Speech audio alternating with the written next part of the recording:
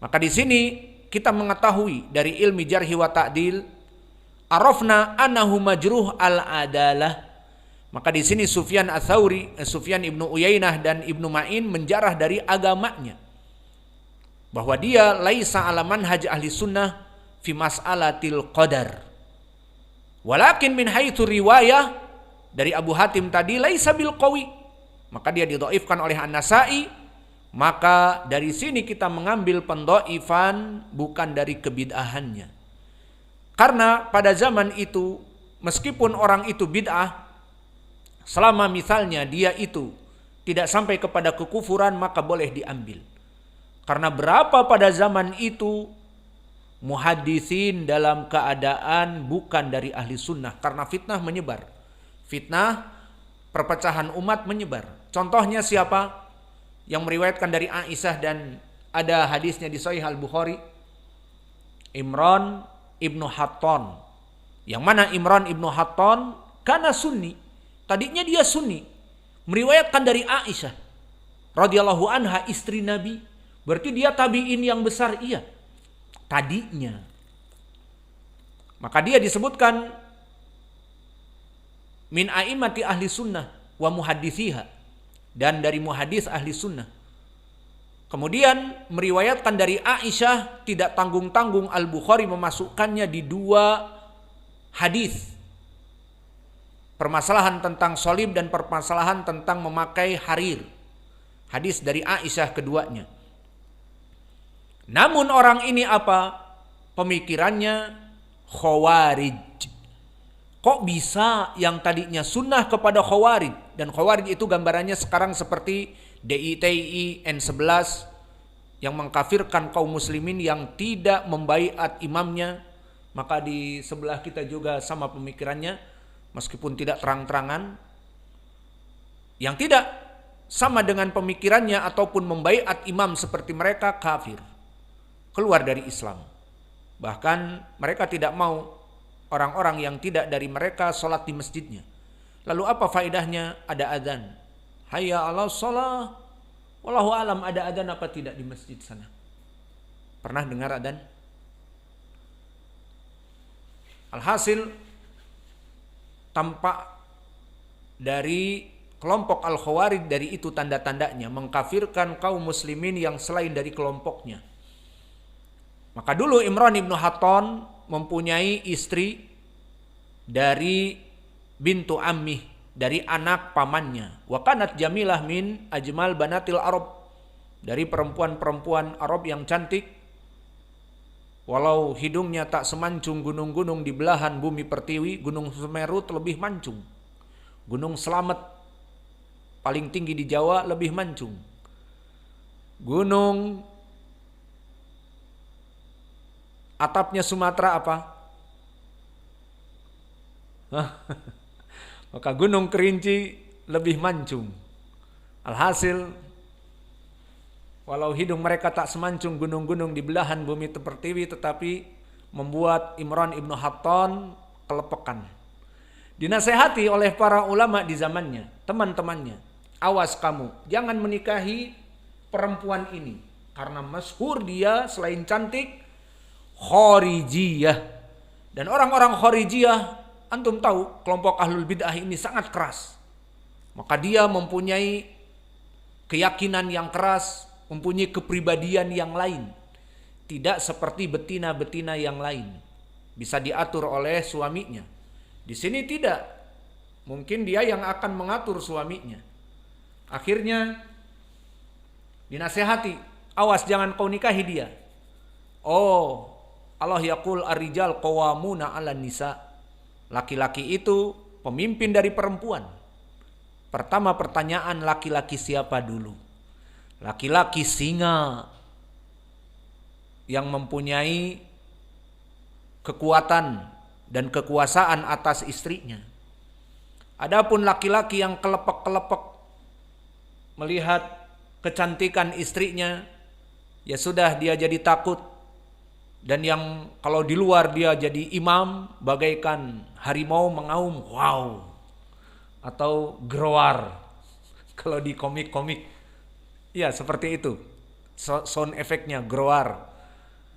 Namun di saat di rumah bertemu dengan istrinya yang paling cantik sedunia katanya, maka sini kau, begini, begitu, dan sebagainya. Mana uang hasil hari ini? Maka akhirnya dompetnya dan semua isinya diberikan kepada istrinya dan dia pasrah. Dan di saat istrinya mengatakan demikian dan demikian, dia hanya mengaum miau. Mana di luar groar, di dalam rumah miau.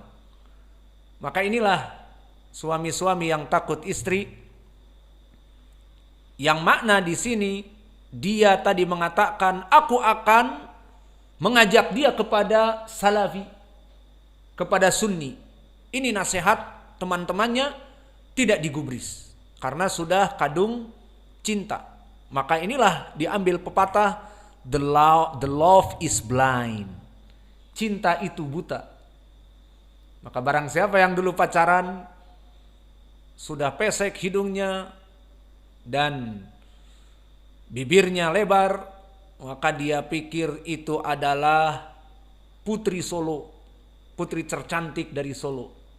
Padahal nomor 2001 mungkin. Alhasil bagi dia, kama qala al-Arab, al-ain al-kirat fi ain ummi gozal, bahwa monyet itu yang berbulu dan jelek itu bagi ibunya adalah gozal. Apa gozal? Kancil yang mulus dan indah. Jadi anak monyet di pikiran dari ibunya ya sudah qanaah, dia adalah anak yang paling dan paling dan paling. Dan begitupun bagi dia, bahwa istrinya itu number one. Maka akhirnya dia kebalik. Justru dia yang terkatrol kepada Khawarij. Dan di saat meninggal Ali radhiyallahu anhu, ditusuk oleh Abdurrahman ibnu Muljam, semua kelompok ahlu sunnah bersedih. Dan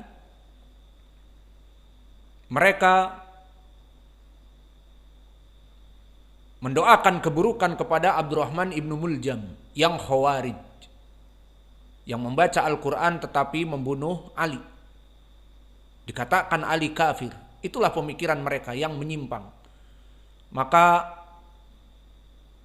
Imran ibnu Hatton malah membuat syair, dan dia penyair, dan mengatakan, ya darbatan min taqiyin ma arada biha illa liyablugha min dil arsy ridwana. Wahai tikaman Abdurrahman ibnu Muljim kepada Ali yang kafir, itu maknanya. Ya darbatan, wahai tikaman dari Abdurrahman ibnu Muljim yang muslim hakiki kepada Ali radhiyallahu anhu yang kafir, itu maknanya.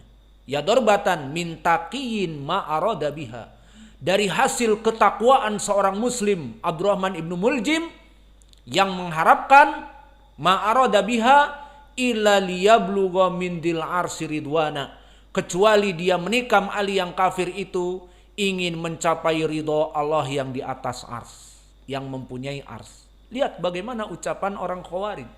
Sudah dia membunuh orang yang dicintai oleh Nabi, dan suami dari anaknya Nabi, dan bapak dari cucu-cucu Nabi yang menjadi pemuda-pemuda surga, Hasan wa Husain, dan Ali radhiyallahu anhu khalifah yang keempat, yang mana dia dijanjikan surga, akan masuk surga, maka dikafirkan di dunia.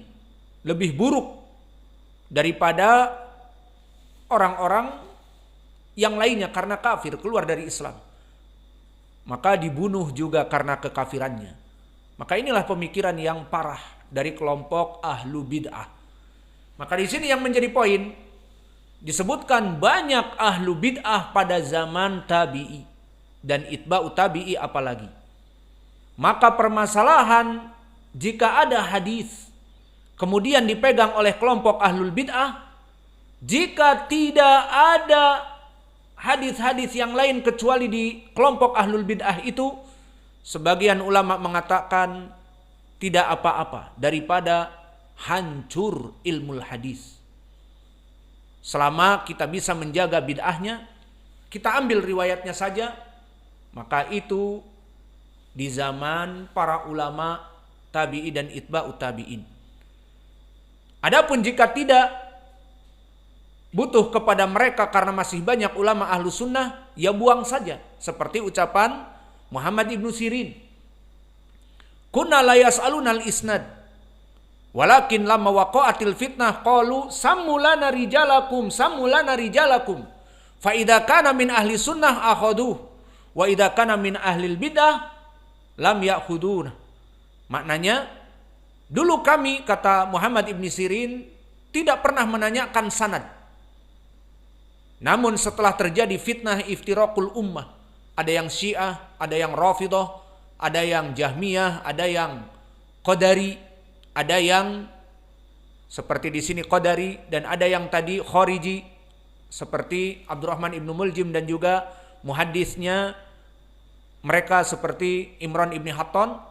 Maka jika ada hadis selain dari mereka, masih banyak ahlu sunnah, buang riwayat mereka. Tidak pantas kita mengambil dari kelompok ahlul bid'ah. Namun jika tidak ada, bagaimana? Banyak fatwa ulama pada zaman itu, terutama itba'ut tabi'in, sudah semakin jauh dari kurun al-mufaddalah. Di antaranya Ibnu Mubarak mengatakan, jika kita mengambil ida tarokna ahlal Hijaz linasbihim wa ahlal Iraq li syi'atihim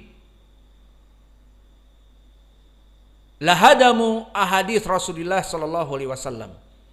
Jika kita menolak hadis-hadis dari orang Hijaz, maka orang Hijaz nasibiyah, pembenci dari Ali,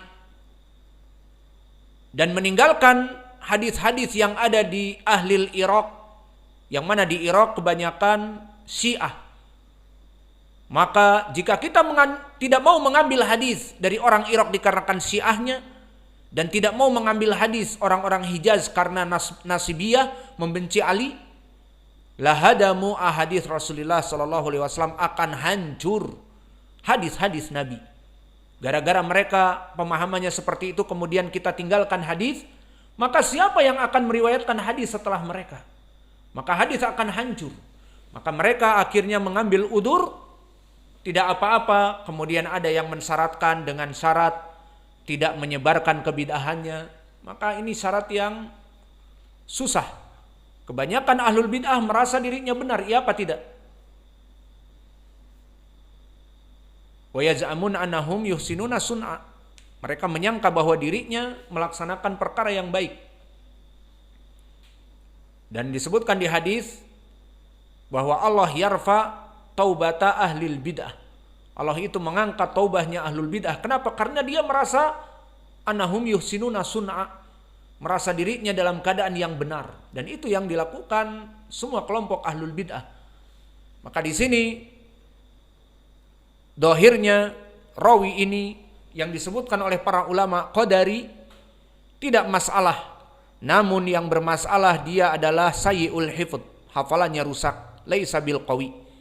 Maka di sini kesimpulannya rawi ini dhaif yang munjabir, yang bisa naik kepada derajat yang hasan li ghairih ataupun sahih li ghairih. Maka oleh sebab itu Ibnu Katsir di saat menghukumi hadis ini dikatakan fi isnadihi nadhar. Di tafsir ucapan Allah di surat Yasin, salamun qaulam mir rabbir rahim, disebutkan fi isnadihi nadhar. Pada sanadnya itu ada yang butuh ditinjau kembali, yakni rawi yang dhaif tadi. Dan dikatakan oleh Al-Hafidh isnaduhu dhaif.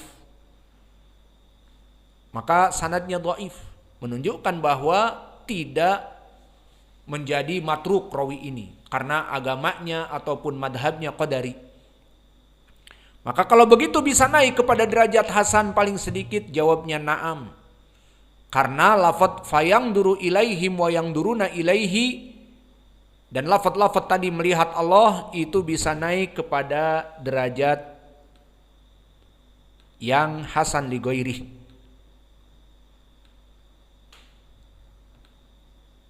Adapun Muhammad ibnul Munkadir maka dia Abu Abdillah Al-Qurasi, Imamul Hafidh, Syekhul Islam dari kelompok tabi'in, dan min Sadatil Quraisy Muhammad ibnul Munkadir dari Ubad Ahlil Madinah wa Qura' tabi'in, termasuk dari Ahlul Qira'ah. Dan dia mempunyai 3 saudara, Abu Bakar dan Muhammad dan Umar. Muhammad ibnul Munkadir, Abu Bakar ibnul Munkadir, dan Umar ibnul Munkadir. Maka ini yang bisa kita berikan. Wa naktafi ilahuna wa jazakumullahu khaira wa barakallahu fi ilmikum.